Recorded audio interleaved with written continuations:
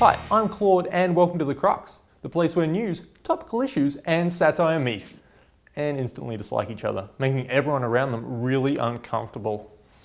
So it's 2012. You know, there was something special about this year.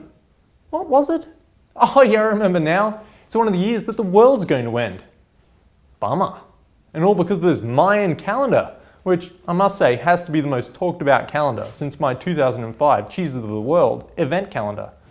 Now, as most people are probably aware from a lot of mainstream media coverage, the Mayan calendar ends on the 21st of December 2012, and that has been taken as an omen that the world will end on this date. Oh, that does remind me, I really should put that date in my calendar. Be ashamed to miss it.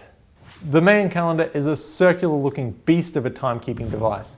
It works on cycles far greater than the Roman calendar with its weeks and months and years repeating, but instead greater cycles of 52 years up to the final cycle of 5,000 years or so, which is the one that they don't seem to want to repeat. Could it be that they just couldn't be asked continuing, or maybe there's an as yet untranslated symbol on it that means restart from the beginning. Considering their civilization died out over a millennia ago, I'm more surprised it didn't finish back then. If you're so good at predicting the end of the world, don't you think you would have predicted the end of your civilization first? Not overshot it by 1,000 years? Well, you know what?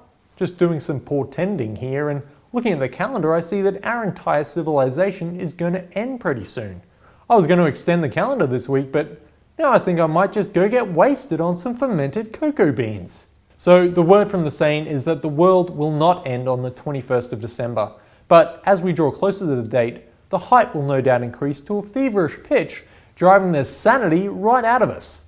Your friends may seem like rational people, but come the start of December, when you're chatting to them and they tell you that they've quit their job and started building an ark in their backyard because, you know, what if? Well, this will be the year of the loon. They'll flock from under the bridges where they sleep, wearing their aluminium foil truth caps, ranting about the end of the world. Now, I might have respected them more if last year they had been talking about the Mayan calendar and not just following the cool doomsday trends. Last year I think it was alien motherships destroying the world to get at its delicious nougaty yet creamy filling. Now, my only hope would be that if the world did end for any reason, that it would be quick enough that none of the doomsday soothsayers would have the chance to affix a smug grin to their face. Or if they did, at least it would be with the realization that their beliefs were only being validated by the act of their deaths. I personally think I'd rather be wrong. Why not predict that you're going to win $20? That way if you're right, great. And if not, well, you know, it's not the end of the world. So that all being said, in a rather monotonous monotone, what if?